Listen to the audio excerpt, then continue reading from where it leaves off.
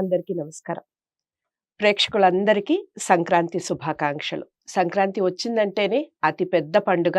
ఆనందోత్సాహాల మధ్య పిల్లలు, పెద్దలు అందరూ పశుపక్షాదులు కూడా చేసుకునే అత్యంత అమూల్యమైన, అపూర్వమైనటువంటి పండుగ. ఇంత పెద్ద పండుగ ఎలా జరుపుకోవాలి? ఏ రోజున ఏ విధంగా ఉండాలి? భోగి నాడు ఏ విధంగా జరుపుకోవాలి? సంక్రాంతి ఎలా జరుపుకుంటే మనకి మేలు జరుగుతుంది? కనుమ విశేషాలు ఏమిటి? ఈ విషయాలన్నీ కూడా వివరించడానికి నాతో పాటు ఉన్నారు శివప్రసాద్ గురువుగారు. ఆయన మాటల్లో తెలుసుకునే ప్రయత్నం చేద్దాం. ఎక్కడైనా డౌట్స్ ఉంటే ఖచ్చితంగా కామెంట్ బాక్స్‌లో తెలియచేయండి. మీరు ఈ పండగని ఏ విధంగా జరుపుకున్నారు? ఈ విషయాలన్నీ కూడా మాకు కామెంట్ బాక్స్‌లో తెలియచేయండి. నమస్కారం. ఆశీర్వచనం తల్లి. గురుగారు, ఈ సంక్రాంతి తర్వాత జరుపుకునే ఒక పెద్ద పండుగనే చెప్పొచ్చు రథసప్తమి. మనం కనుమ రోజున రథాన్ని తీసుకెళ్ళి కలిపేస్తూ ఉంటాం. పక్కన వాళ్ళ ముగ్గుతో కలుపుతూ ఉంటాం. మళ్ళీ వాళ్ళు ఇంకొకళ్ళ ముగ్గుతో అలా పక్కింటి వాళ్ళు అలా జరుగుతూ ఉంటుంది. రథసప్తమి నాడు కూడా రథం ముగ్గు వేస్తారు. మన ఇంట్లోకి ఆహ్వానిస్తున్నట్టుగా వేస్తారు. ఏమిటి దాని యొక్క విశిష్టత ఏమిటి? అసలు రథసప్తమి ఎలా జరుపుకోవాలి చెప్పండి? శ్రీ మహాగణాధిపతయే నమః. ఐం మహాసరస్వత్యే నమః. శ్రీ లలితాంబికాదేవియే నమః. రథసప్తమి పేరులోనే ఔన్నత్యం ఏమిటి అంటే, మామూలుగా సూర్యుడికి 7 కిరణాలు, సప్తాశ్వరధమారుఢం మనం చెప్తున్నాం. 7 గుర్రాలు మనం చెప్తున్నాం. మానవ జీవితంలో ప్రతివాడు కూడా 7 అడుగులు వేసింటాడు, వేయబోయేటువంటి వాడు, వేస్తున్నటువంటి వాళ్లకు, వేసినటువంటి వాళ్లకు అందరికీ కూడా మేలు జరగాలి అనేటువంటిది.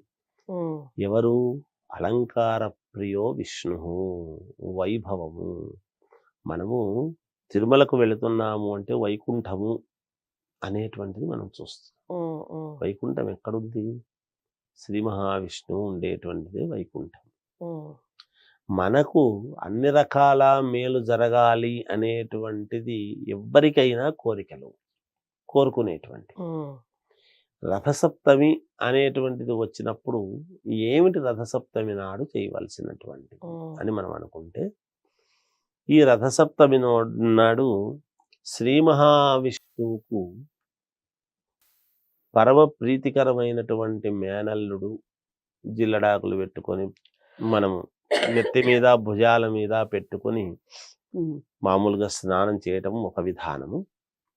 అలాగే రథసప్తమి రోజు ఇంటి ముందు రథము ముగ్గు వేసి సూర్య భగవానుడికి మనము ఈ కొత్తగా వచ్చినటువంటి పంట, పండినటువంటి పంటతో మనము పొంగలి తయారు చేయటం. తీపి పొంగల్. పొంగల్ దేని నుంచి? అదే కదా నేను చెప్తున్నాను. ఎందుకు వస్తుంది అంటే, బియ్యము చంద్రుడికి సంబంధించినటువంటివి, ధాన్యము, ధాన్యలక్ష్మి అంటున్నాం మళ్ళీ మనం. అలాగే బెల్లం. బెల్లము గణపతికి చాలా ప్రీతికరమైనటువంటిది. విఘ్నాలను పోగొట్టేది. వాత పిత్త కఫం అనేటువంటిది లేకుండా ఆరోగ్యాన్ని బాగా ఇచ్చేటువంటి. మనం ఆరోగ్యం భాస్కరాది చేత్తని మనం చెప్పుకుంటున్నాము కదా. సూర్య భగవానుడి యొక్క అనుగ్రహం వల్లనే కదా ఆరోగ్యం అనేది.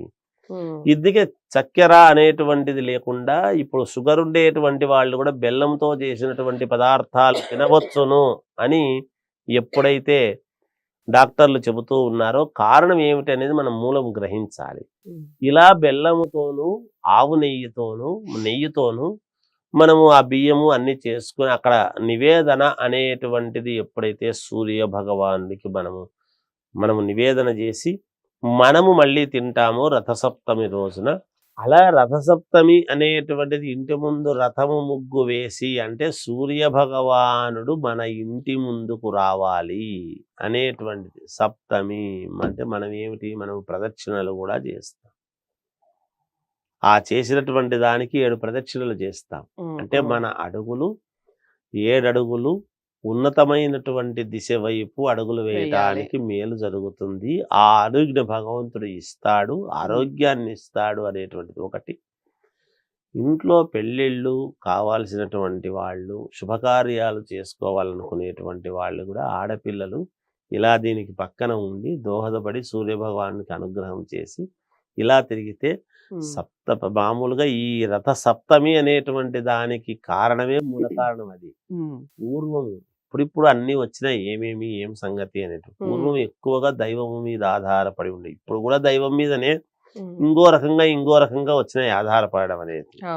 ఇలా చేసి అందరికీ నలుగురికి ఆ ప్రసాదము అనేటువంటిది పంచడంలో ఏముండింది అంటే, ఎప్పుడైతే ప్రసాదముగా మనము తిండిని పంచుతున్నామో, నలుగురికి కలగజేస్తున్నామో వాళ్లకు తృప్తి కలుగుతుంది. ఆ తృప్తి ద్వారా మేలు జరుగుతుంది.